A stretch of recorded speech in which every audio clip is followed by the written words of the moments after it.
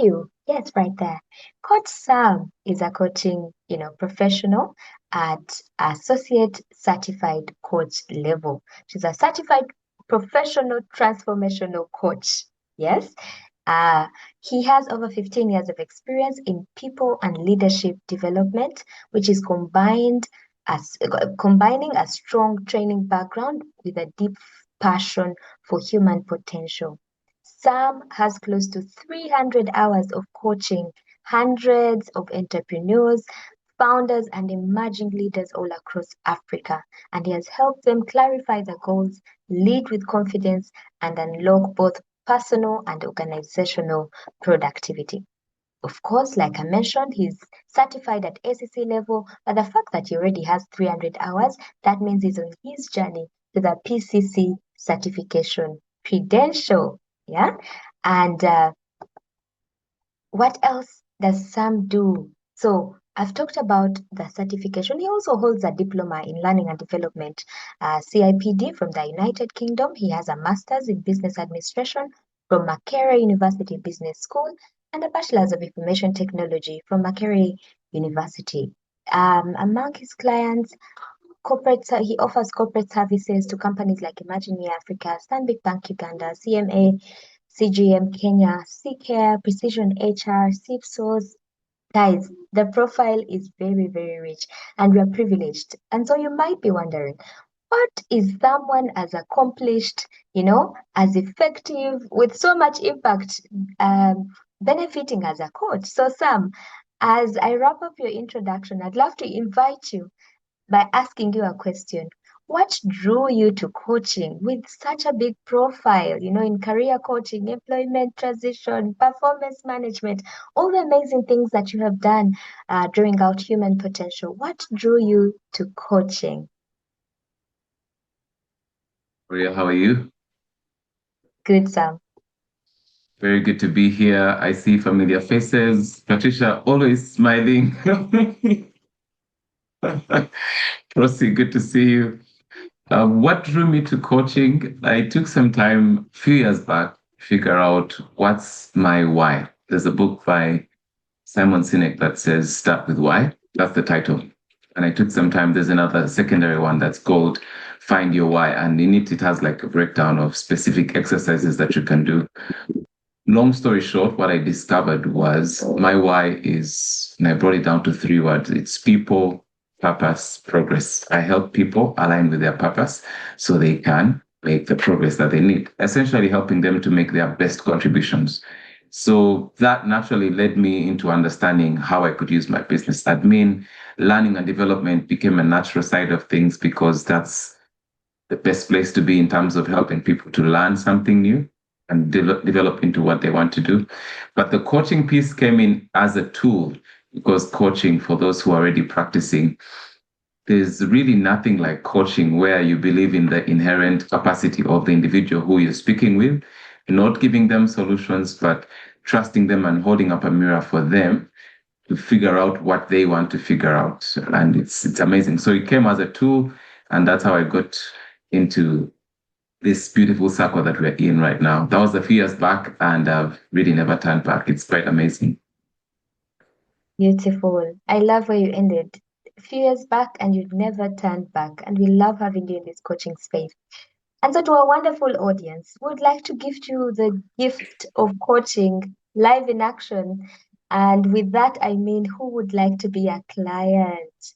Would you like to experience coaching live with Coach Sam with us on this call? Just, put up your hand if you have a real case scenario that you're working with. It can be a goal that you're pursuing, it can be a challenge that you're trying to navigate, or it could be a celebration, something that you're celebrating and you're wondering how to go about this excitement that's boiling within you. Yeah. So would like to get a volunteer client. What does it look like? Just be you, have a conversation that is free flowing with Coach Sam Kimera. Okay. So if that is you, please raise your hand. I'll be able to take note of you and then we will welcome you to the platform. And as we get our volunteer client, I'm going to come back to you, Coach Sam. You have a desire to draw out human potential.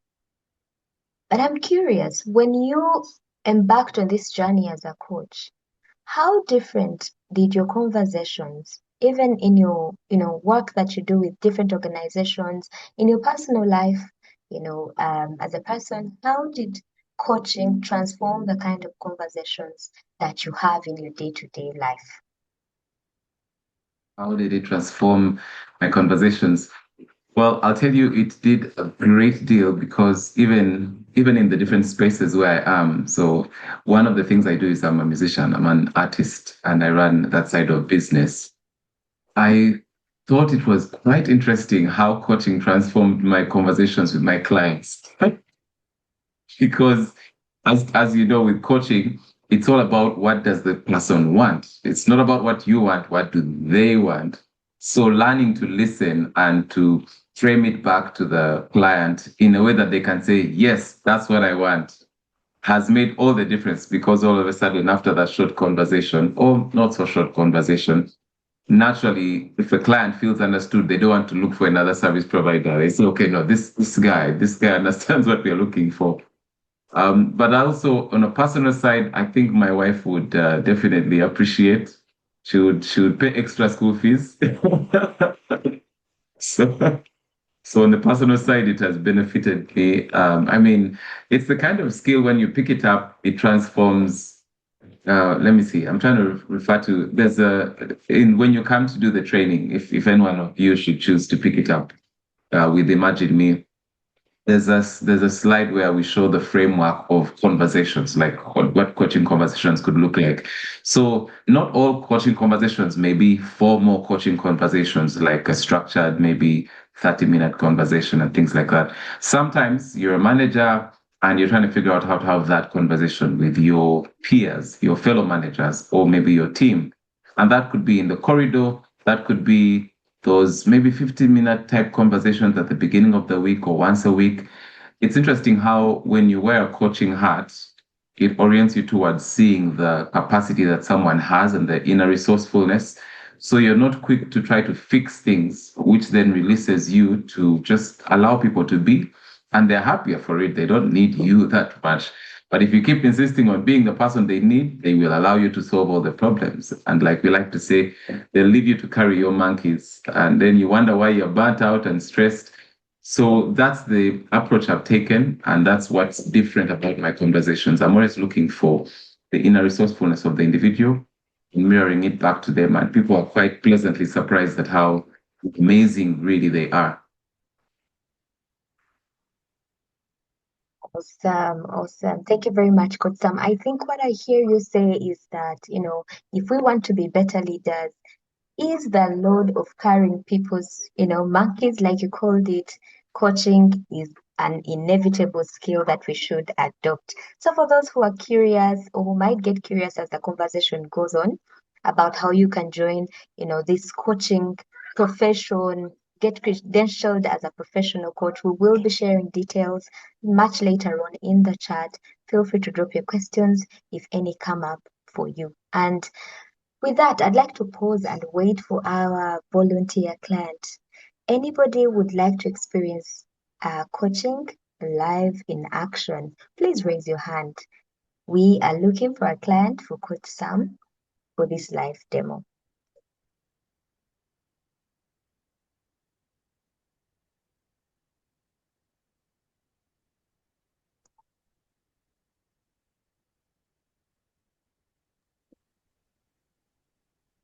Gloria, if nobody takes it up, I will jump in because I know Sam is my coach. So if nobody wants it, you will you will miss an opportunity. It's indeed a Joanne, Coach beautiful Joanne. opportunity. Yeah, beautiful opportunity. So I'm going to count, going once, going twice.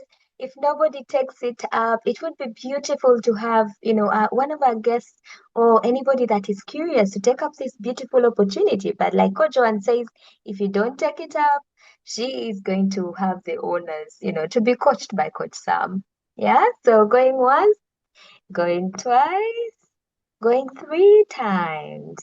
All right, so we'll go ahead with Coach Joanne. Welcome, Coach Joanne. But on Welcome a back serious again. note, On a serious note, our guests, you need to, you don't want it to appear like, oh my goodness, these people rehearsed or what. You just come for it. Nicholas, I know you're in the coffee industry. Surely so many things are happening in your industry. Don't you want a free coaching session or any other guest?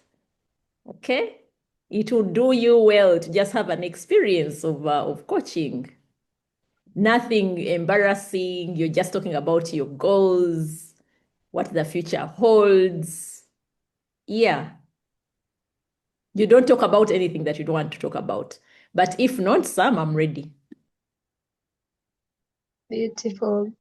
Okay. I still don't see any hands up. I don't see any messages in the chat from our guests. And with the interest of time, we have about an hour left together. We're going to start a coaching conversation. And here are a few rules. Please try and keep your mic muted so that we can create a safe space and environment for the coach and client to have a conversation. And keep the comments for later when the conversation is done so that we are not interrupting or interfering with their conversation. The third rule, we will keep our videos off and just leave the coach and client to indulge in their conversation. And remember, notice and observe what is coming up for you. We will have a quick debrief at the end of this conversation to just get to know and learn from you what insights have come up or emerged for you as you listen to the conversation. So with that, Coach Sam and client Joanne, you are welcome to take the stage and we'll be right back. Gloria, could you confirm for everyone how long the conversation is going to be and what happens after, just so they frame what's happening? Awesome. So the conversation, like I mentioned, will be not longer than 40 minutes. We're aiming for 30 minutes for the conversation and then a quick debrief about what the experiences have been, and then we can debrief on the submission. Yeah? Back to you, Coach Sam. All right. Thank you so much, Gloria. All right. Taking one second to center myself and remove all these things from my screen. All right. Welcome. Coach Joanne, should I refer to you as Coach Joanne or just call you Joanne? Just call me Joanne. Every coach needs a coach. So this is that moment where people can experience to say that even coaches need coaches since they refuse to offer themselves. I find it amazing how quickly you can switch hats to I'm Coach Joanne, MCC. Okay, now I'm a coach who needs a coach. I think that's quite inspiring. Thank you. Okay. Are you having a good evening? Yes, I am. It's a good season. It's good evening, yes. Okay, very good. I'd like to invite you to, just center yourself. And whenever you're ready, we can get into this 30-minute coaching conversation. I'll just take a few seconds to breathe in twice. And whenever you are ready, you can let me know, and then we can start. I think I'm good. I think I'm good to start. All right, fantastic. Joanne, what is on your mind today? What would you like to discuss for this coaching conversation?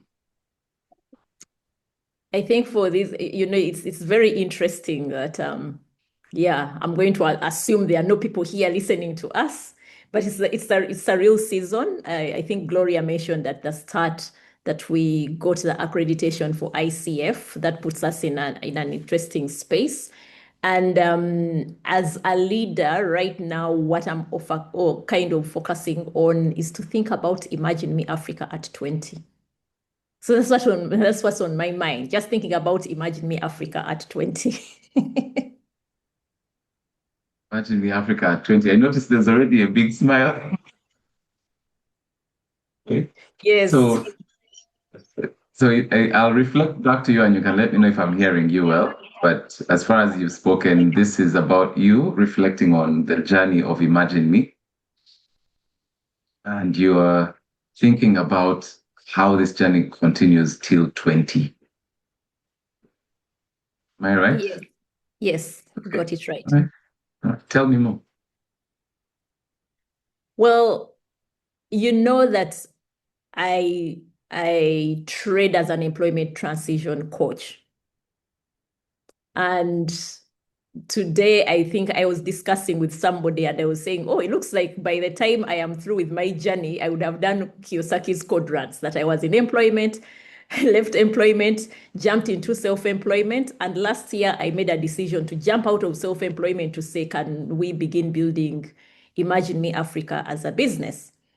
And so when we made 12 years on May 14th, when we also officially launched the Workplace Coach program, what occurred to me was the need to begin seriously thinking about 20. Reason for that is that I have seen work in a space where when you're a business owner, you're the founder, like everything revolves around you. And I'm telling myself, I cannot be an employment transition coach. I cannot be trading as a transition somebody, and I'm the one that fails to transition. And so I am there thinking, I want to see Imagine Me Africa at 20 with Joanne in the audience, and people are running the show. And the only thing that they can reference is that once upon a time somebody dreamt, here we are, and sometime flies so fast, because when I think about Imagine Me at 20, we only have 8 years. So it means there's a lot that needs to happen in that journey. And I like that when you framed it back, you mentioned that it's like a continuous journey. So the journey started in 2014. Today we are here, but there's Imagine Me Africa as 20. So yeah, that's the context. Again, congratulations on how far you've come with the journey. If I'm hearing you well, again, still reflecting on the journey so far, and you're considering how to transition. You use the word transition from this solo situation to a place where you sit back and you just, watch everyone else and imagine me who is not you and they're just running. Is that a picture that's defining what you're saying? Yes, I love the picture, and I especially like the fact that you leaned back.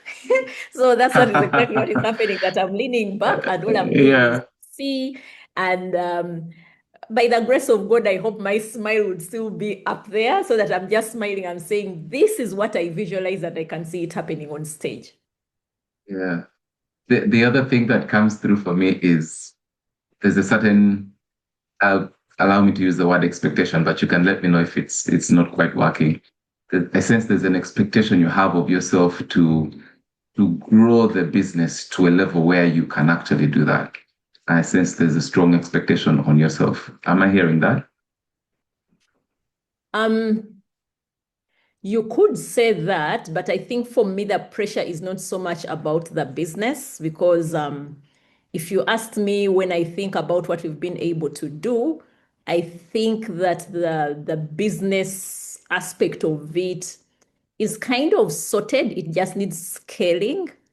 What I'm concerned about is me as a leader. What do all these changes mean for me? And not so much as a leader, but more as a founder. Because if you've lived in this country long enough, you know that there's always a founder syndrome.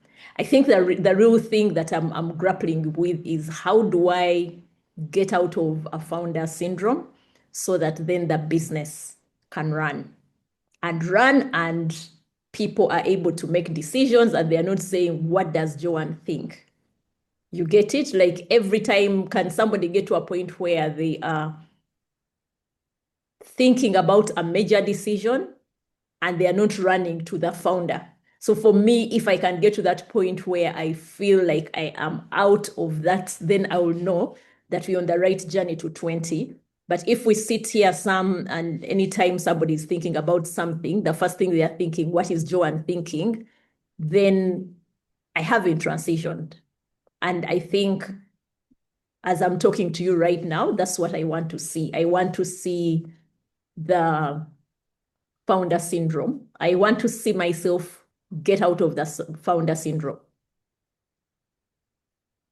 So you said founder syndrome quite a number of times. I don't want to make assumptions. Help me understand. It seems like a big thing for you right now. What is this founder syndrome? when everything depends on you. Like, I'm engaging client X, I can't make any decision because I haven't asked the founder.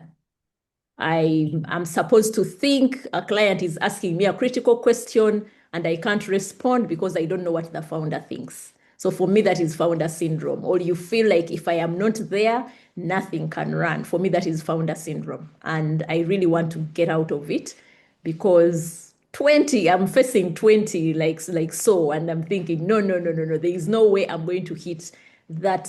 When I'm thinking about the 8-year journey, as somebody who recently left employment in 2016, and in October, I'm going to be making 10, I know how fast time flies. So I don't want to even have an illusion that 8 years is a long time. There is no time.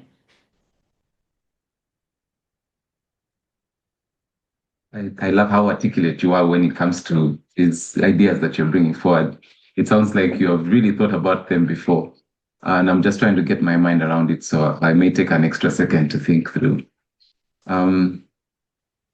Couple of observations I'm making, if I may share. So earlier on, you mentioned being a transition coach. You don't want to be the transition coach who does not facilitate a transition, right? So it sounds like that's a value. That's something important to you, that you live what you do. You don't want to say one thing and not do the other. And then the other idea that just came in is this: I'm working against this founders syndrome. By the time we are anywhere along the way, decisions should be made, and I shouldn't be at the center of those decisions, right? Yes. Okay. How would you like this conversation to serve where your mind is right now?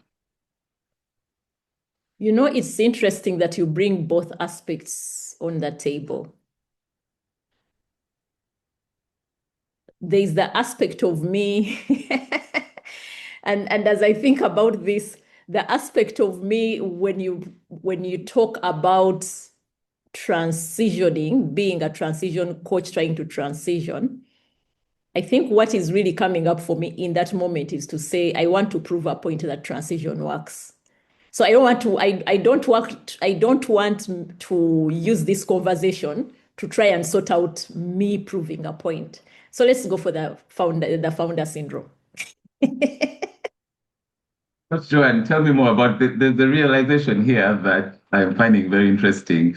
You have quickly sorted out, okay, there's this proving thing, I don't want to do that. There's this founders thing, I want to, tell me, how did you decide on which one?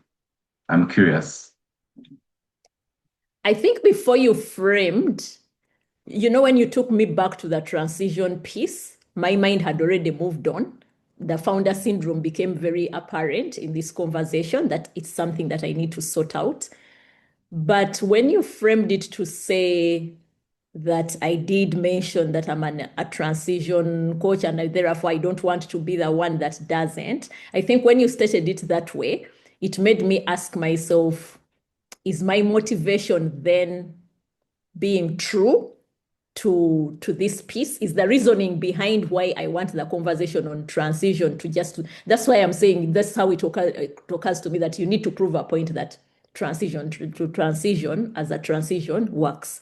And therefore I'm saying I don't think that my mind is serving me in the right way for that one. But when I think about the founder syndrome, I realize that everything in the business will revolve around that piece. To say, am I able to say, here I am, I'm out? And I know that I have smelt that a little bit when we were planning for the May 12th event, when we were planning for our 12th event. I know that I traveled. I went out of the country for about 2.5 weeks. I was away. And people couldn't believe that we are busy thinking about an event and I am away. I remember one of the service providers reaching out and I said, please note, I'm not in the country. I handed over, trust the team. Trust that if you want anything personal, talk to the chair. So for me, I think I want to, I don't know how best to frame it, but that founder syndrome, if I can figure out how to sort it out, this conversation would have served me. Okay. Very interesting. I should celebrate you.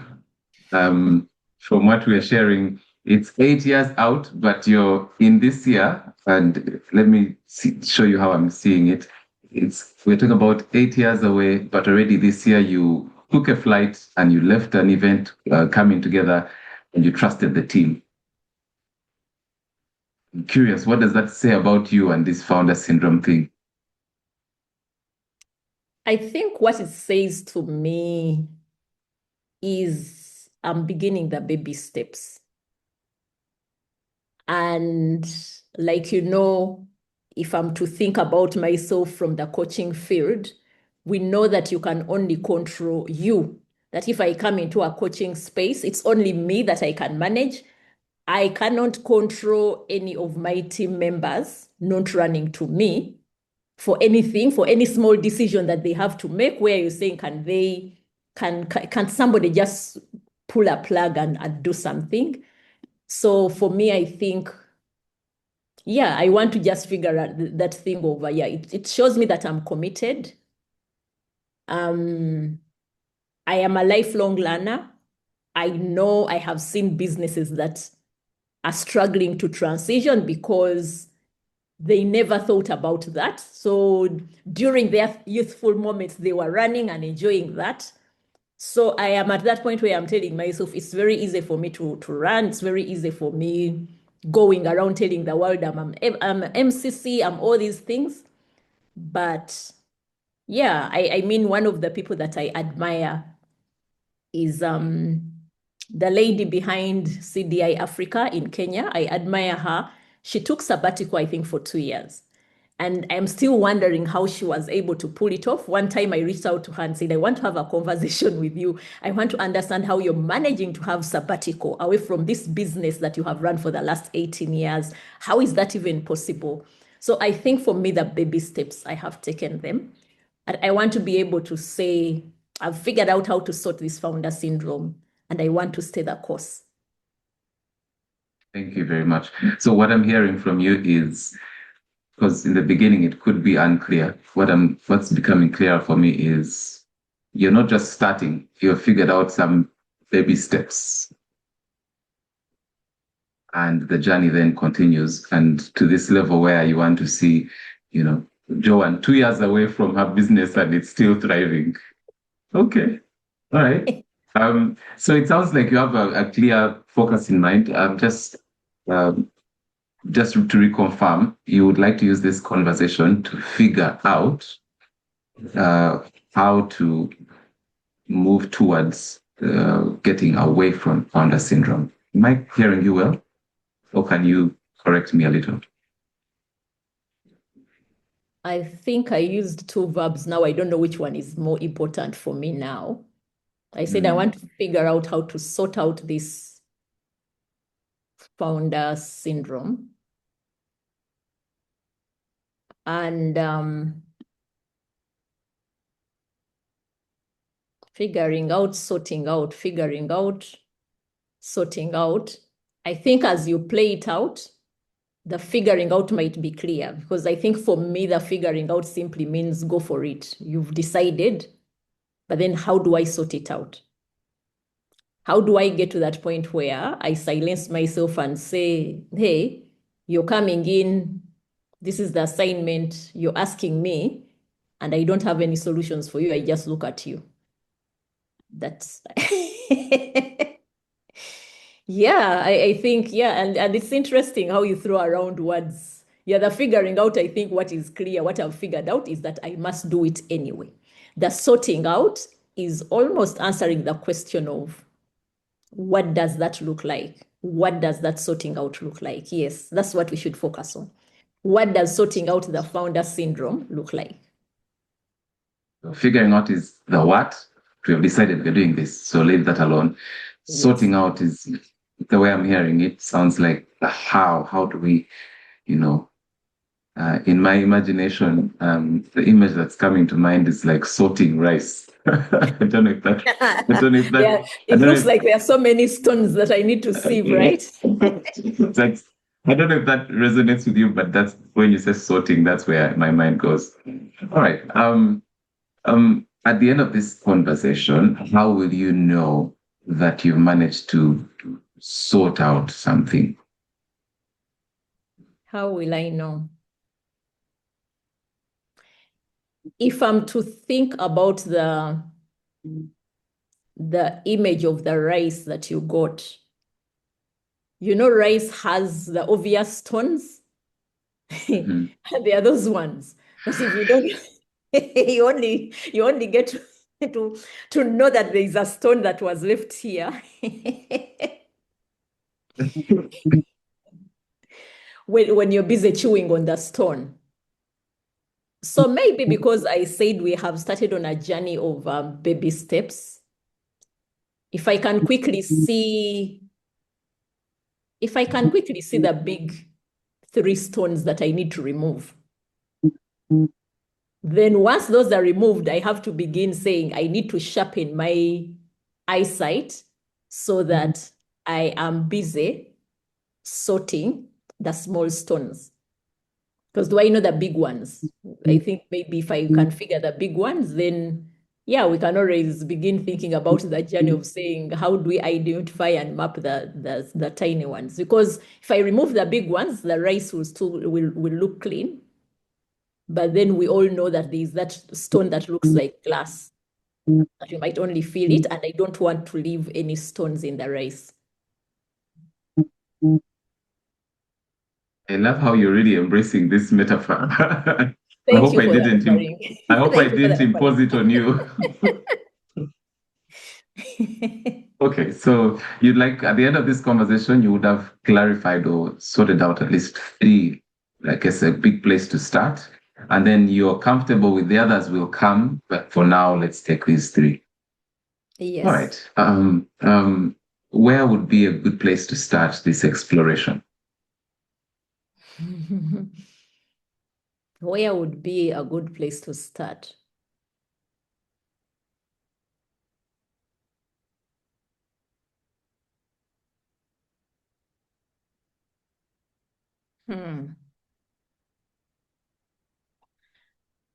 I think a good place to start is where the company is right now, that we have launched.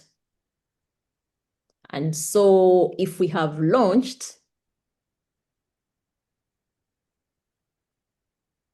people know, probably more organizations have come to know about us. And so the big place to start is, how do I embark on a point of surrender? Which are the 3 things that I can surrender now? Because it's an opportunity. I have, we kind of have these new businesses that have come on board. They've never dealt with Imagine Me Africa.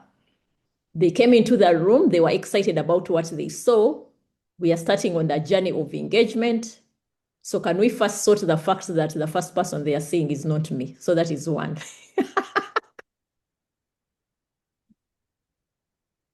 Can I make an observation? I notice I really am paying attention to your verbs. So we've moved now, there's sorting, and now there's an interesting verb you used, is surrender. And then at the end of that, you smiled and laughed. Normally, people don't smile and laugh at the end of something about surrendering. What's happening there? No, what is happening is that is going to be the real test of the pudding, of saying, because I think that the reason why that is coming up for me is the fact that, we are in a season of engagement. There's a season of engagement because these are new people on board. They are very excited. We are getting very good feedback. And I know that they might want to see a lot of me. So I think when I say the surrender, the reason I smiled and laughed is already the game plan. The game plan has me, right? So I will show up, and as soon as I show up, I will surrender and say, hey, moving forward, the person to take this conversation forward is X. So that's why I laughed, because it was more of the smiling part was the fact that I have already committed that Joan is coming to see you, right? So that conversation is already happening. So I think for me, the beauty in that room would be to say, moving forward, the person you are going to engage is X.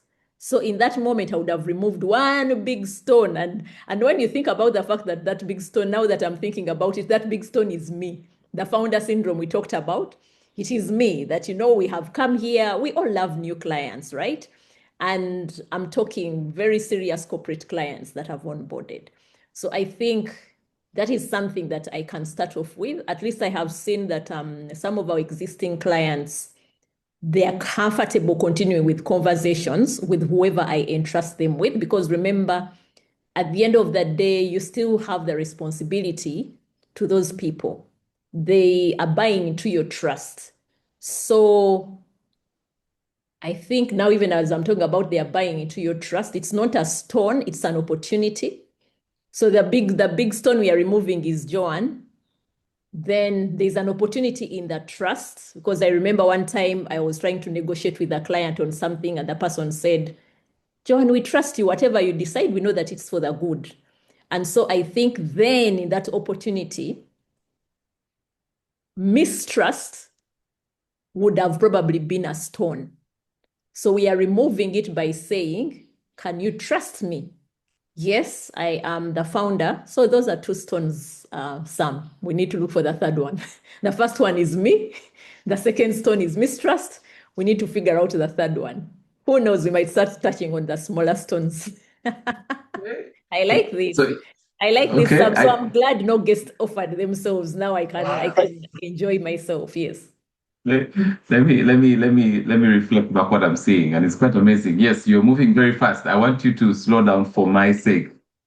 All right. Let's see if we are capturing this. So the intention is to sort out, and you want to say, please, three big stones. The first you're identifying, Joan is the stone. Remove Joan. Underlying there, what I picked up though is that there is already a game plan that you're acting on, and there's an intention for execution of specific steps. Am I hearing you well? Yes, but the game plan had nothing to do with the sorting. The game plan had a lot to do with the engagement. That we launched a program and we are busy engaging. We had something that is occupying our clients up to about mid-month of June. And then we have a game plan for after, which is engagement. But then I realized that engagement is supposed to be the actual opportunity. So now I'm saying now, if we are starting on that journey, this alone, even as I'm talking to you now, can constitute part of the conversation that I'm having with those clients. Because we are saying we are going to remove this big stone called Joanne. The second stone that we need to move is the stone of mistrust. And the reason we are removing that mistrust stone also has a lot to do with how clients perceive our small organizations. If I'm not talking to Joanne, then I am missing something. But I'm saying, trust me that when I say that you can talk to the workplace coach program manager, you're in safe hands. So trust whoever I bring to you, so that in case Joanne has to do any sorting of the small stones, now I'm crossing, my small stones have to be sorted with whoever I am pushing my trust into to go and interface with this client who thinks if Joanne is not here, then nothing is happening. Allow me to celebrate how your mind is working very quickly. I see we have gotten very quickly from no stones to these two big stones. You removed first is Joanne. What did you say the second one was? Mistrust. Mistrust. Thank you for clarifying. And it might be perceived mistrust because maybe in the past, I haven't given people the opportunity to think that they can trust any of my team members. But when I think about some of the activities that we've had, some of the activities I have had my team members represent me effectively without me being in the room, and that's okay. You see, and that's okay. Sometimes you realize it has taken a little bit of a push of me just saying, you tell them I'm not here. If they really feel that they need me, you can call me on phone, put me on loudspeaker. And sometimes even as I've said that, eventually they have conversations and the audio didn't go off. So it's okay. Yeah. The second stone has sort of transitioned from mistrust to perceived mistrust. Interesting. Interesting. Okay.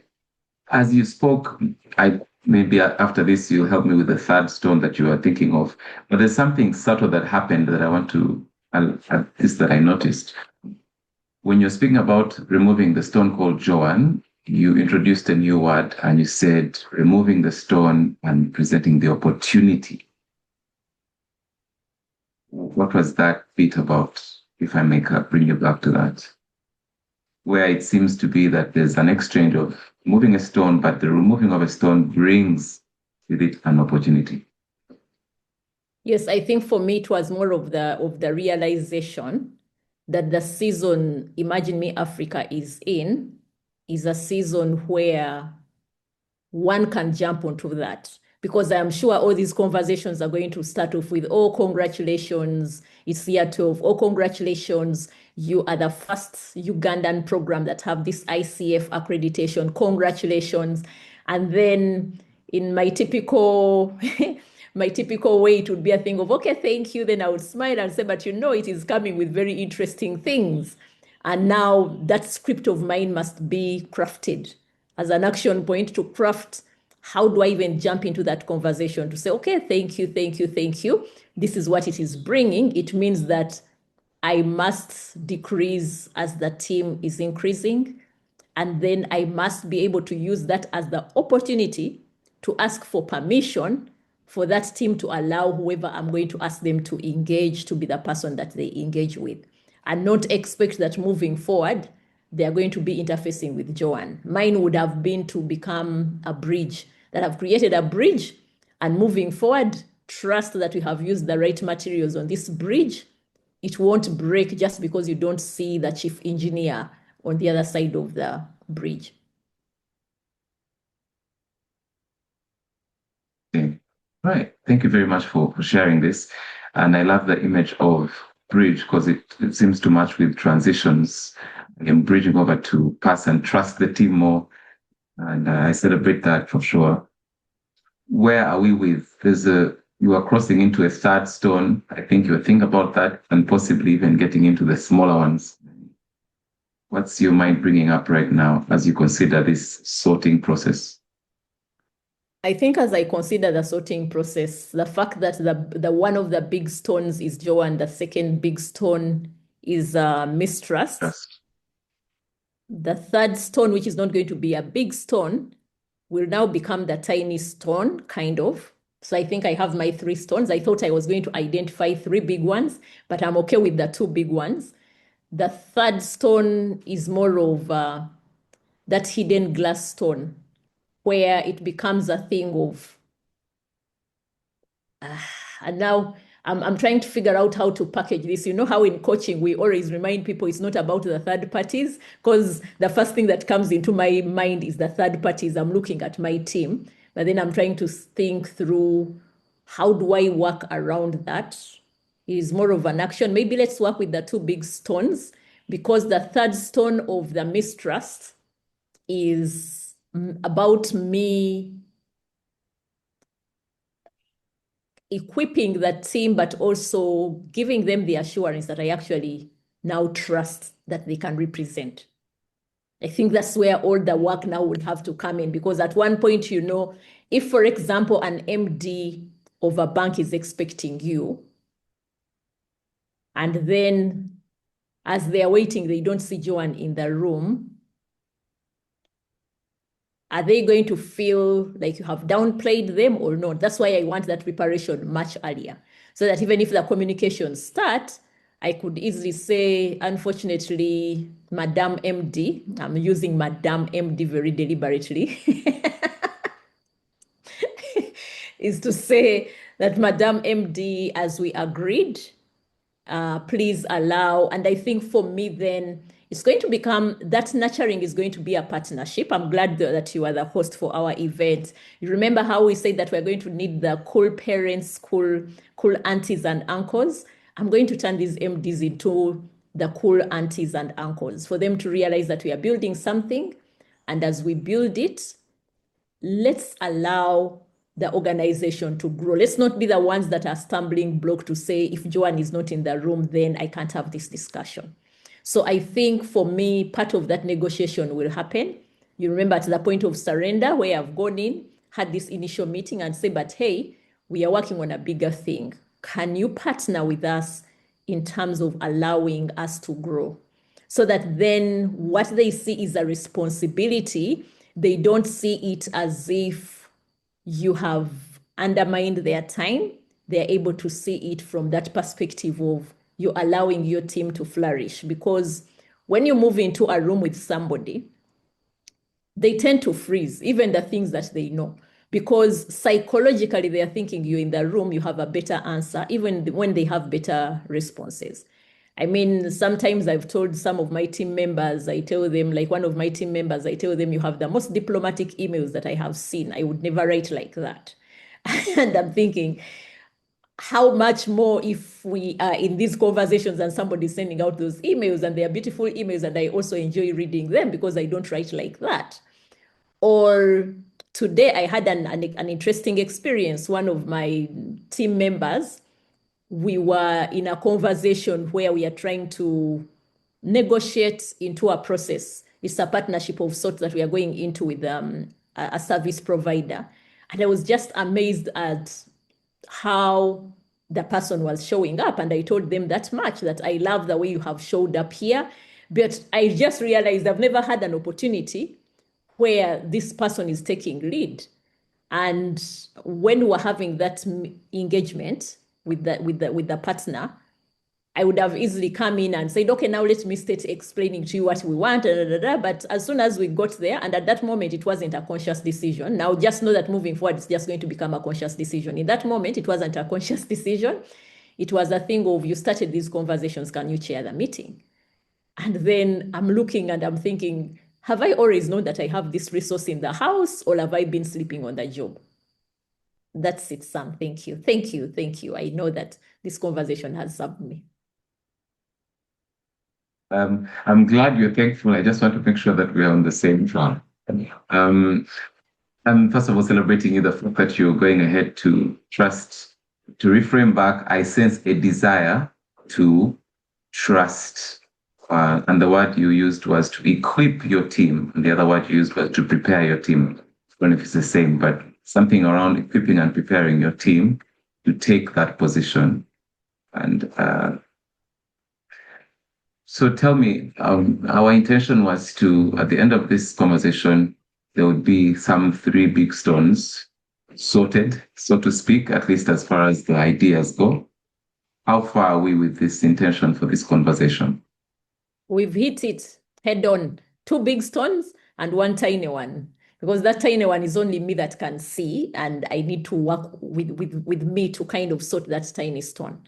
Because that tiny stone will involve a lot of convincing.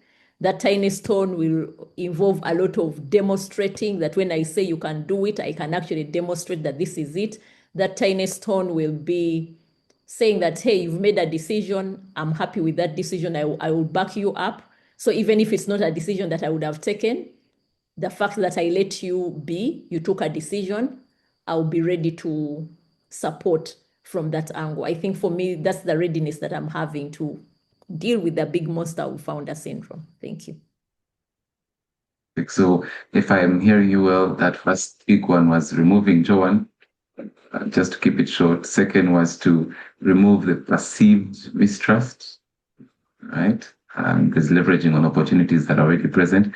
And the third is equipping and preparing the team. And it sounds like you already have ideas on exactly how to do that. Yes. All right. Okay. We've been speaking for a bit. I'm curious, what has changed since the beginning of this conversation to now? What is changing in Joanne? I think it's not so much about what is changing in Joanne, but it's so much about what is enhanced in Joanne. Of knowing that when we started the conversation, it was clear that I have leaned into the baby steps. And as the conversation has progressed, what has become clearer for me is that those steps have been enhanced. I'm very clear in terms of what is happening. Tomorrow, if I had an engagement with one of these people, I know exactly what the script is. For salespeople, they love scripts. I think for me now, I hope I can remember very fast to write down my script. And I know that every time I'm engaging with a leader, I know what script I'm going to play. And that script is removing those two big stones that I'm removing Joanne, I'm removing the perceived mistrust. And then every time I'm sending somebody, so you see how this other stone becomes a stone of, you've removed Joanne, you've removed the perceived mistrust, you're going to work with the understanding that your clients believe in you. Then the preparation would have to happen with my, it's okay to just be looking at a few people that you're pushing out there than dealing with 100 clients before you can convert 3. Now, it sounds like a lot of awareness has come through, and I love how you upgraded the terminology to what has been enhanced, Joanne. Now, with all this awareness and the enhancement of it, what are next steps beyond this conversation? My next steps is one, to go and write that script. My script of this is how I envision. I'm very good at envisioning what somebody is likely to tell me when I think about what I'm going for. So now that I know that it's looking at, I think with all the new clients, especially with all the new clients, that's going to be a proper script of what is happening.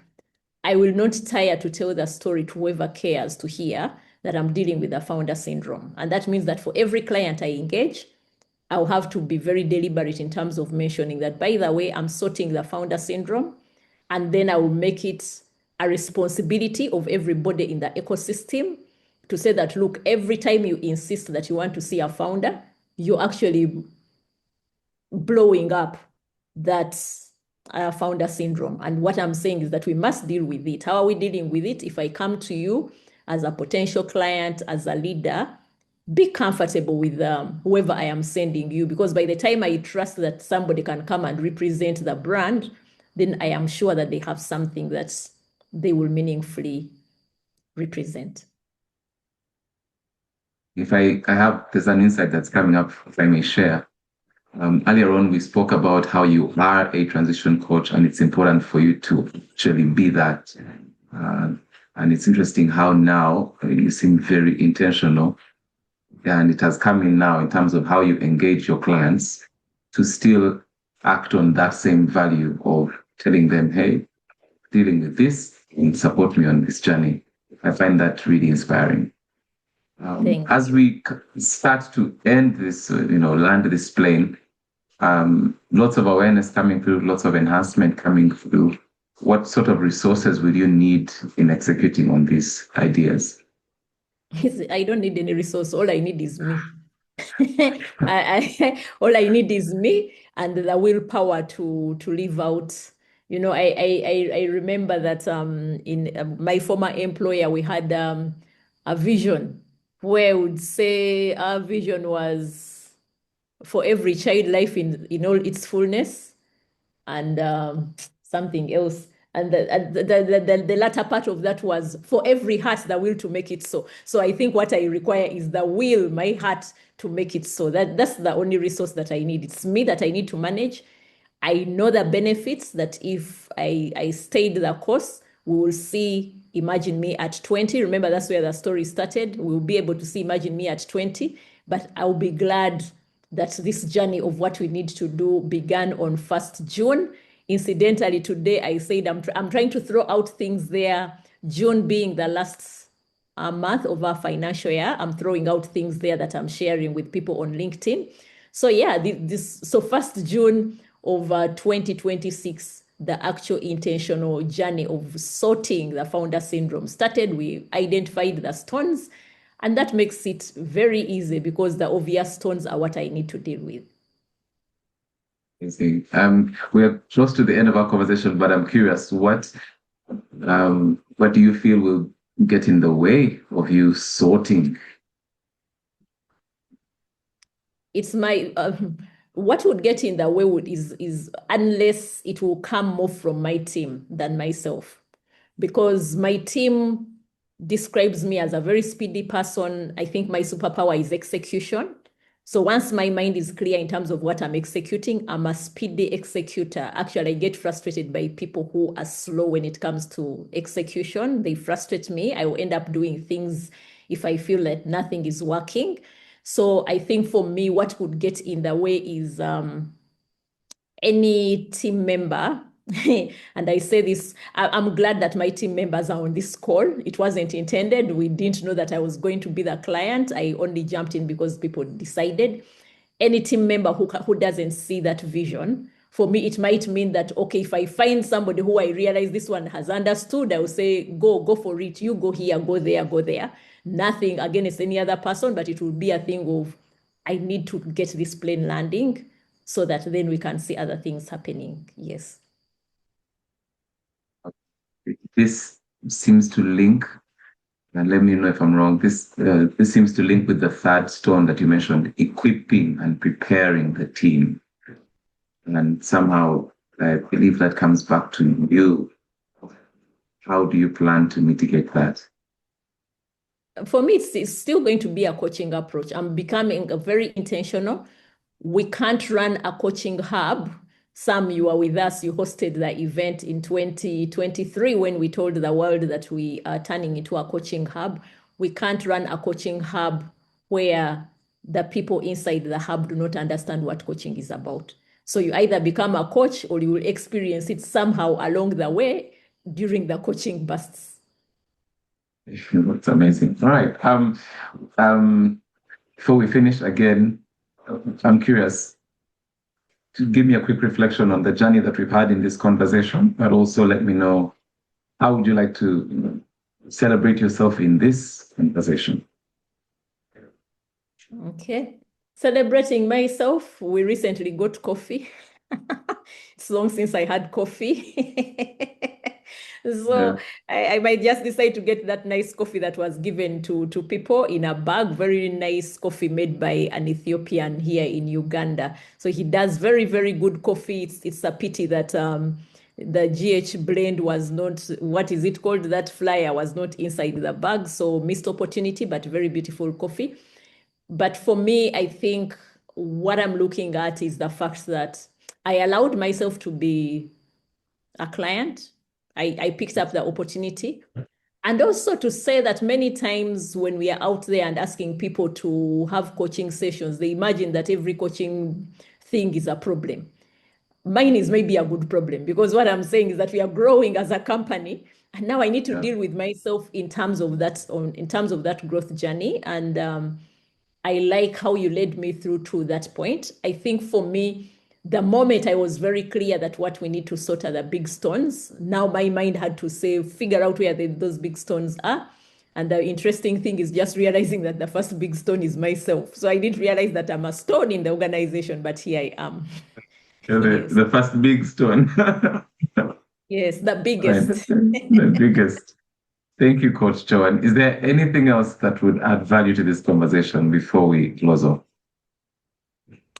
No, I think you have thank you for the gift of coaching. Using Gloria's words, she said, we are here to offer the gift of coaching. I think this is a very good example of the gift of coaching. For those of you who follow me on LinkedIn, please just understand where some of my energy will be coming from. It's coming from my coach, Coach Sam, because I realize that he's one of those people who know how to work with my mind.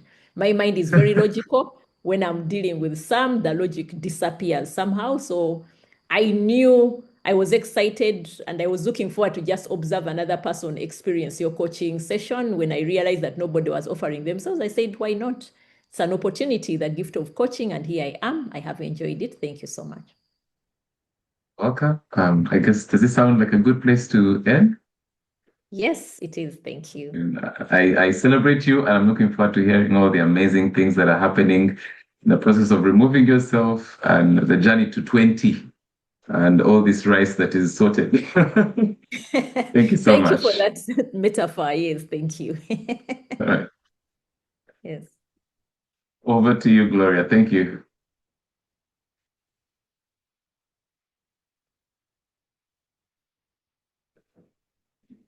Gloria, if you're speaking, we can't quite hear you yet. Amazing, amazing. Oh, We yes, can now hear. we can. Yes, now we Right. can. Thank you very much for that. I mean, we are going to celebrate you with all the beautiful emojis that we can find together with your client. And I know that it's been a long, close to 35, 40 minutes. Um, with the conversation. So I'm going to invite you to take a deep breath together with your client before we can quickly do a quick check-in with you. Yeah, that was too fast. So let's do it a little bit slower. We're going to take it in for 4 seconds, hold it for another four, and release it for 4 seconds as well. Okay, 1, 2, 3, let's try it.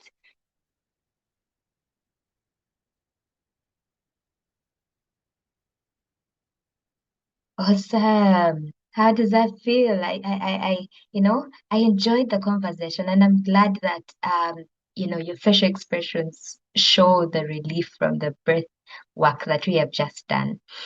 And I just have one question for you, Coach. That was amazing. And for our guests in the audience who are probably wondering, how is he able to do that? I mean, I had some answers for this client.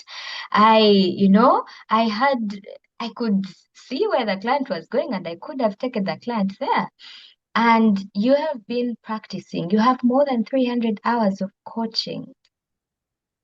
Is there more for you or have you landed? By virtue of the fact that I'm still working towards PCC and there's MCC and all the other CCs that are now coming and mentor coaching and so on. No, there's a lot more, but I am learning, and maybe I don't know if I'm preempting your next question. I think what I was reminding myself, even as I was preparing for this session, is just a reminder to get out of the way. I think that was the most helpful thing. Like, I don't know what we're going to talk about. I don't know who the client is, but my greatest win is the ability to get out of the way. And hopefully I reflected that well. Incredible. And I think for me, that response is just a typical demonstration of what coaching is. So for our guests, our alumni, I hope that this session with Coach Sam during this live demo reminds us that coaching is less about fixing people and more about supporting them to unleash their potential. Now imagine if you showed up this way every day as a leader.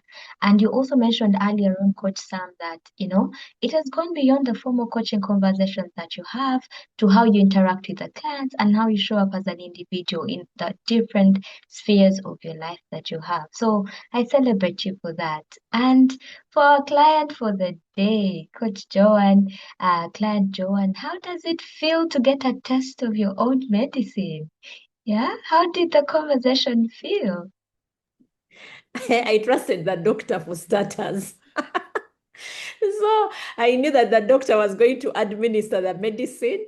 I just didn't know how it was going to go. But for me, it's a real thing, Gloria. It's a real thing. This entire season, from the time we launched out, I'm asking myself, what's that next deal? What's exactly what's the game changer for us?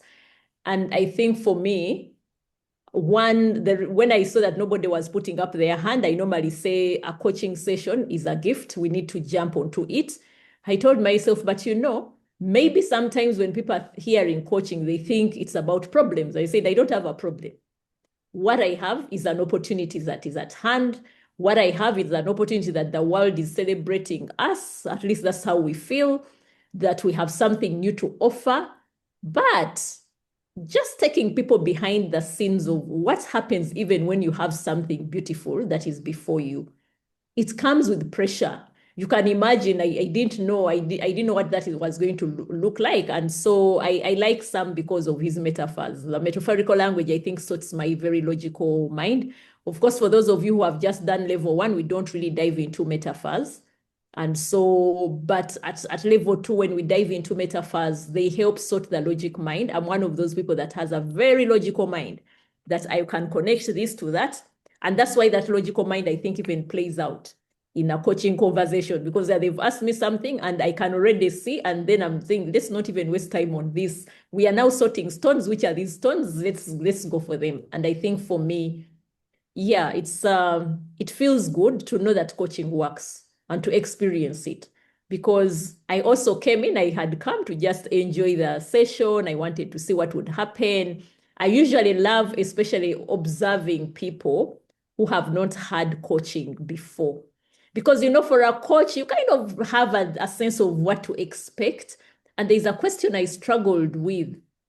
I don't remember what that question was, but when the coach asked me, I actually first struggled to say, what am I even, where do we start this conversation from? So when he asked, where do we start this from? First of Where all, do it we came as start a to surprise. explore? Yes. Yeah. Where do we start this exploration from? Because what happened, I saw the rice on a tray. So now to tell you what I decided, I was playing with your metaphor, Sam. I said, okay, where do we start from? We are supposed to be sorting rice on a tray. That's the image that came to my mind. And I couldn't decide, do I start from this corner? Do I start from the center? I don't know. And then all of a sudden, I think what occurred to me was to say, wait a minute, you're right in the middle of a celebration. What if we started here in this celebration? So you can imagine in that time, the mind is searching. The mind searched and it started with the image of rice because that's what had been offered to me. And then as I looked at the rice, it wasn't giving me what was there. Then I said, so I think in terms of trying to understand, I said, oh, okay, we have this opportunity that we have just launched. Let's start the conversation from there. And the rest is how it played out. Very interesting. And I must celebrate you for the way that you have encompassed your own experience of this coaching live demo. Yeah. And you mentioned something profound that we started with. Coaching is not just about challenges, it's not about issues. And so this has also demonstrated for us that, powerful questioning evokes, powerful thinking. Because as leaders, there's a lot going on for you. You are the apex of so many things. And many times you want to experience a safe, reflective environment where you're able to put your thoughts on the table.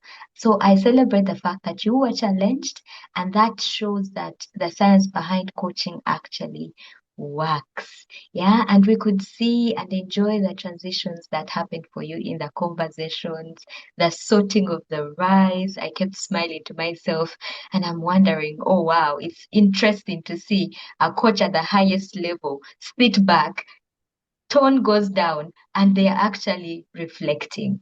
So thank you very much for that, giving us that experience. Now, because I'm